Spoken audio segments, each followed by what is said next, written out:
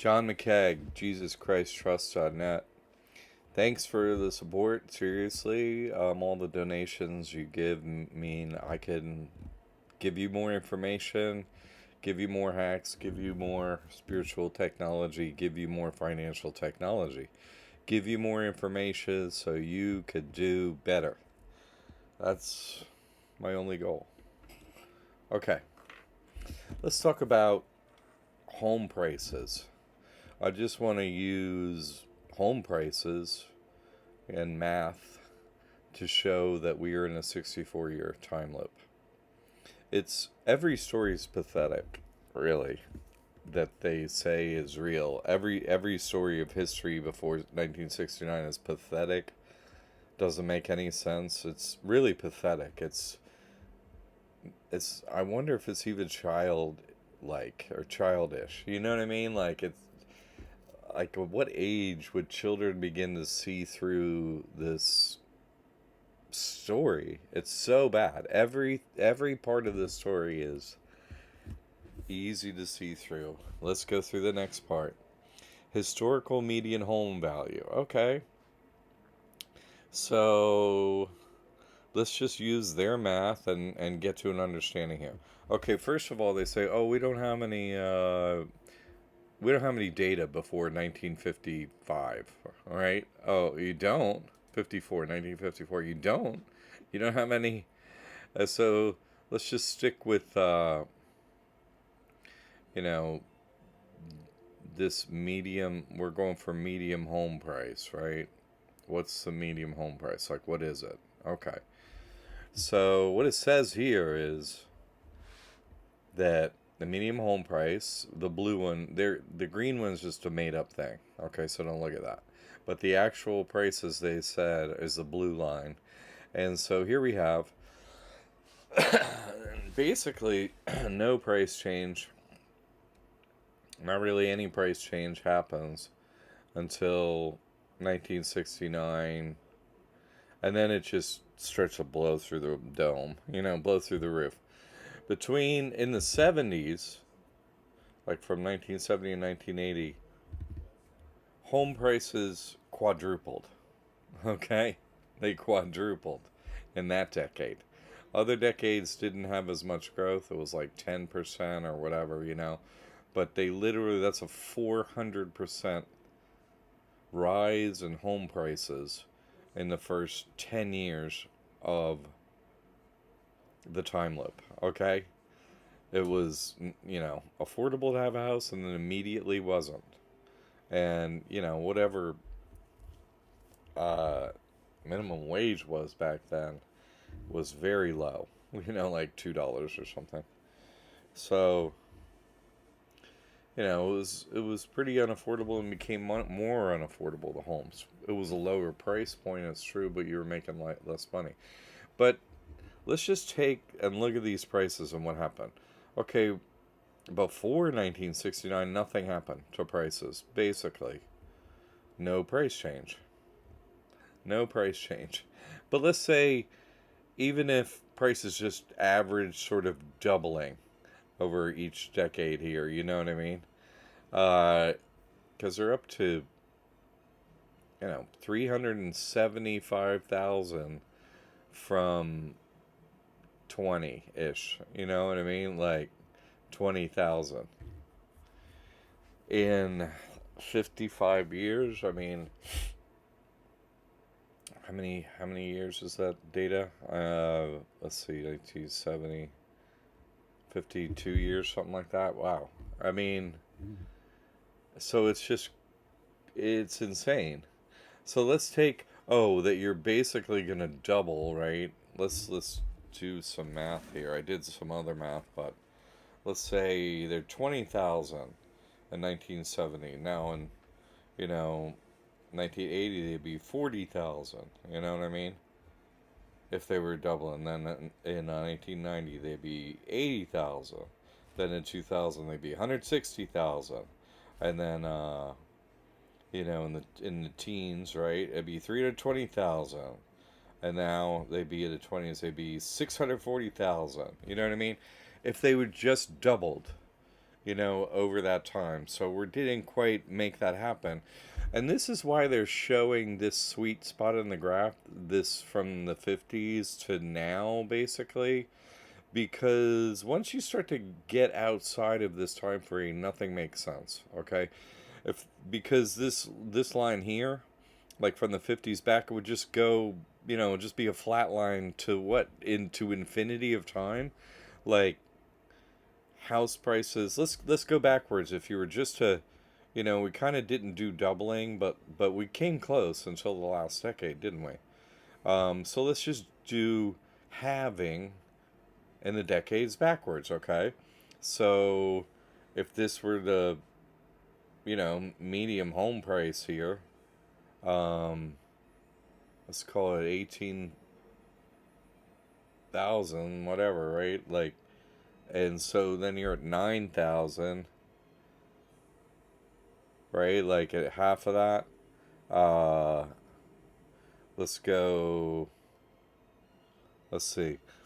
So you're at 9,000, then you're at 4,500 in the 40. I'm sorry, in the you're like at 3,000 in the 40s. That's the way I have it. If you have, oh, maybe I did more than that. Okay. So if you're at roughly 20,000 in the 50s, okay?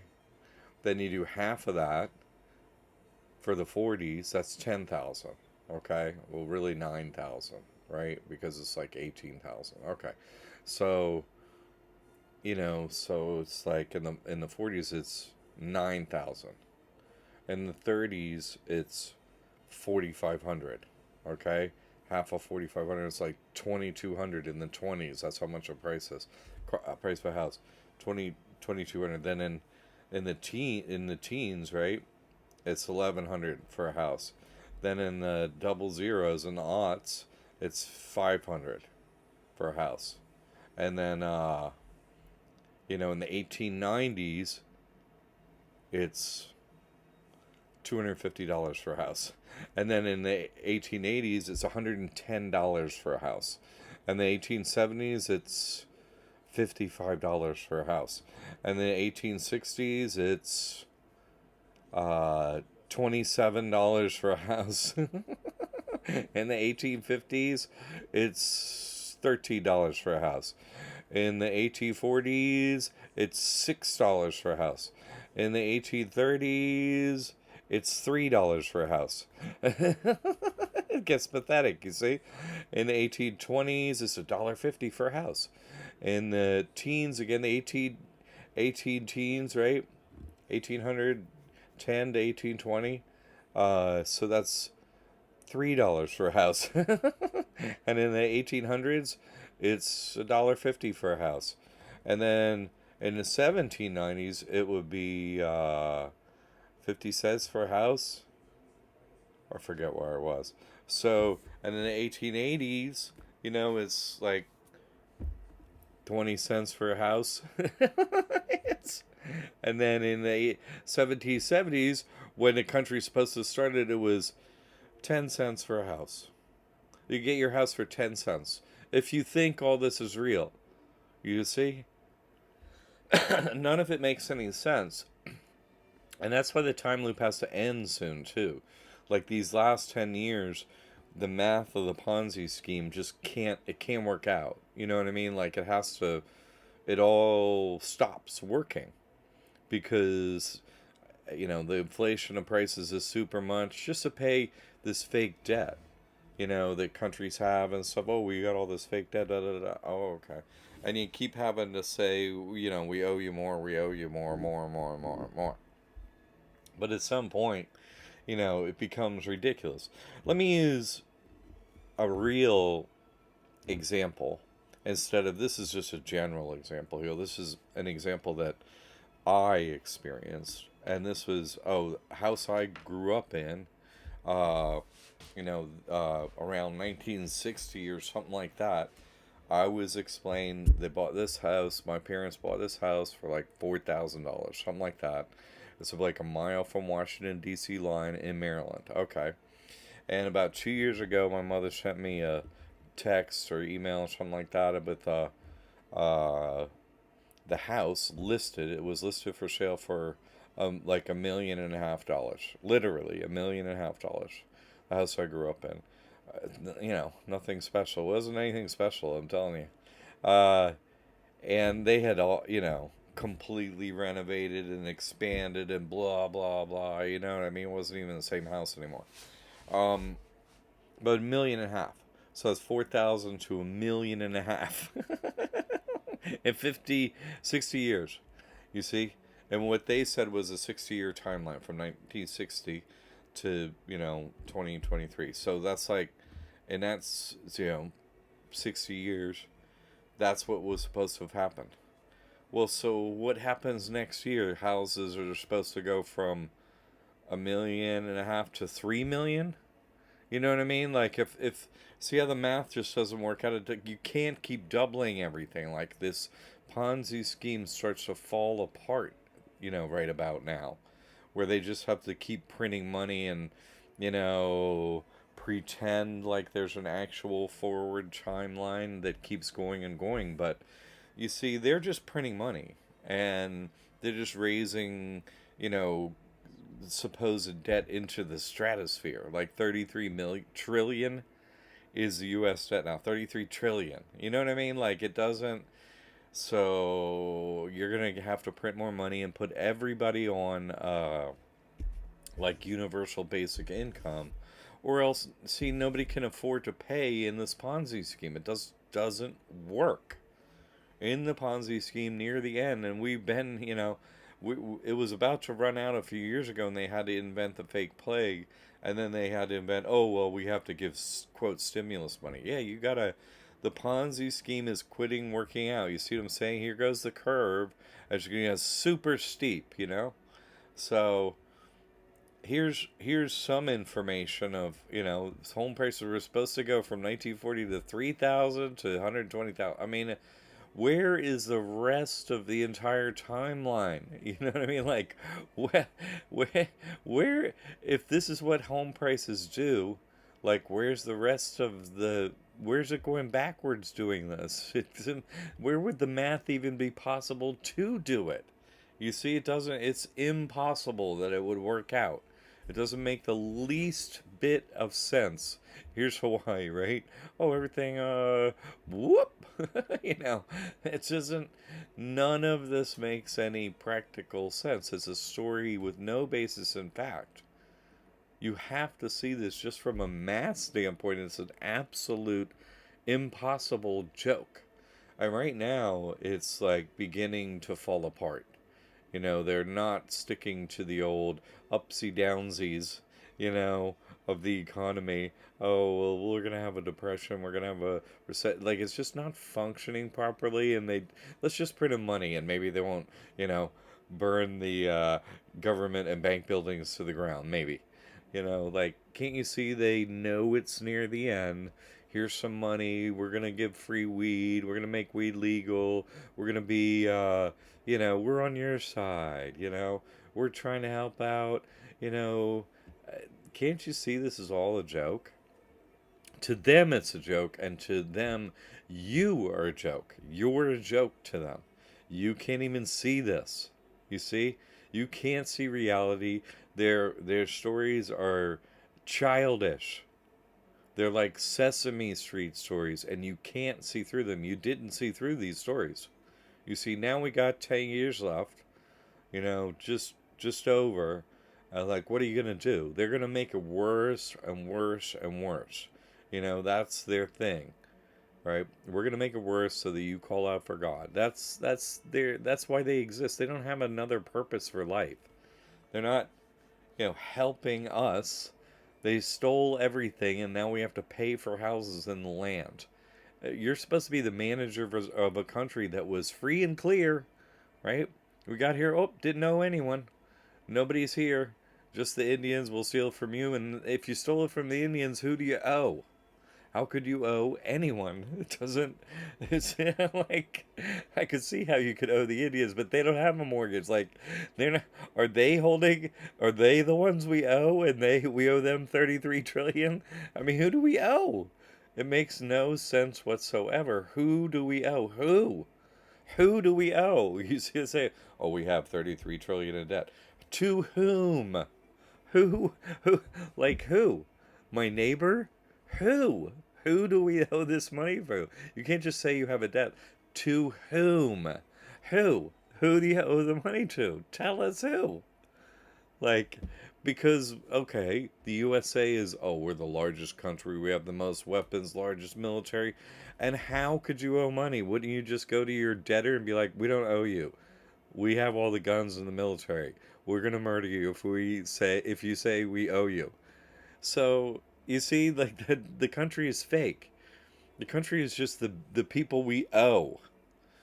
You know, here we stole everything from you. Now you have to pay us protection money. Give me a break. You stole everything, and we have to pay you just to stay alive. Oh well. You know what? Why does anyone need anything that you do ever?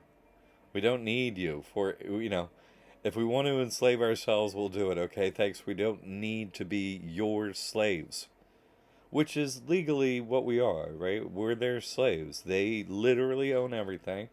You owe the bank. They own everything. And so they're just the bankers. The bankers run everything, and every government works for the bankers, period. They own everything. They own you. They own your children. They own the home. They own the land. They own everything, including all the humans. They own you. They own. Look at this. What are you doing about it? You see, how have you taken this information, put it into effect, and how are you going to end slavery? There's no group movement coming forward. We is them. There is no group against them. There's going to be an individual, right, that steps forward and says, oh, this is how everything really happens. You could go this way or that way, right? You could put the name Jesus Christ on your door and pay him nothing. Or, you know, you could go along with the Ponzi scheme, which is obviously going to end very, very soon. And that's when God shows up like, oh, hey, everything's horrible as planned. And now, here we go. I'm here. And who went with me? You're leaving, right? Or going to heaven, and everybody else goes to hell. See ya. And you earned it. It's really that simple. Can't you see by the median home prices the story I'm telling you about the 64-year time limit that they all know about? They all know this. Maybe you're still on the fence about it, but they all know. And the median home prices, the historical, you know, information on financial data, math, just simply math shows you that their stories are 100% fake. History didn't happen. They got you literally enslaved in a dome where they repeat your lifetime over and over, wipe your memory, you can't remember a thing. I mean, this is the deepest kind of slavery that could ever be imagined. It has to be imagined by God, your slavery. It's so impossible to overcome. You can't even see it. You see? But it's so obvious. How can you not see it? You see, how can you not see this?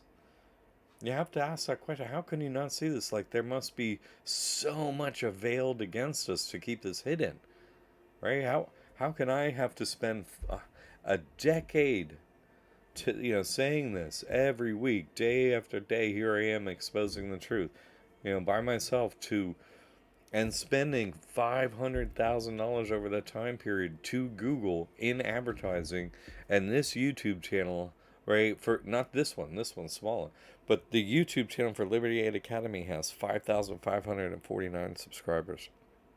After literally exposing all the hidden truth that exists, okay, there was none exposed, now it's all exposed. And that's how many subscribers are gotten on the channel that did that. I mean, think about how fake this place is. It's all of them are them. All of them. Can't you see that? This is the Truman Show. There are only very, very few Trumans. You see? Like maybe one per city, maybe one. A whole city, a giant city operates for one. You see, or a few regional city operate for one human. Can't you see the math? It's crazy when you see it. It's crazy. That's how important that this game for your soul is this important to God to play this game for this long and do this much, to raise your consciousness back to, oh, I'm one with God. Oh, okay. I always was, but you wanted me to learn this specifically. Everyone's reaction to this game is what God's, trying to figure out. What's your reaction to this game? Can you tell me? I'll tell you, I don't like slavery. Okay, thanks. Like, why do you need to hear that billions of times? I don't know why. Why, you know, hey, don't you like slavery? No. Why? No. You see, so the game is always the same, and it's just the metaphor. It's a simple metaphor, but a parrot flies free in the jungle, right? A parrot which repeats what is told, right? That's what a parrot does. A parrot, that's you. A parrot flies free in the jungle, doesn't understand the concept of freedom. Stick the parrot in a cage, the dome, a body, right? This 64-year time loop. And then later, after it's been in the cage, later open the door of the cage and let it fly free. Then it understands freedom. That's what God is doing to each individual. Okay, it's pretty drastic. You got to say, right? It's ice cold water on a tiny fire. It's like, okay, that'll do it. Like, let me pour the ocean on that match to put it out. Can you see how over the top this is? It just doesn't. This is the only thing we're here to learn. You have to see it. It's everything happens for this reason and for no other reason. Okay. All right. Check the math. All right. Always look at the math and be like, what? You tell this story and people go for it? Come on. No. What? Who goes for this? Can't be. Right? Not for you anymore, right? All right. Let's get with the truth. Come on, people.